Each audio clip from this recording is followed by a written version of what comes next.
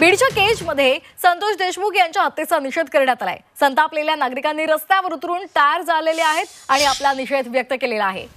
आज बीड जिल्हा बंदची हाक देण्यात आलेली आहे आणि यावेळी नागरिक रस्त्यावर उतरले होते। संतापलेल्या नागरिकांनी टायर जाळले आणि आपला निषेध व्यक्त केलेला आहे। बीडच्या केजमधली ही दृश्य आपण पाहतोय। केजमध्ये आंदोलन आक्रमक झाले होते।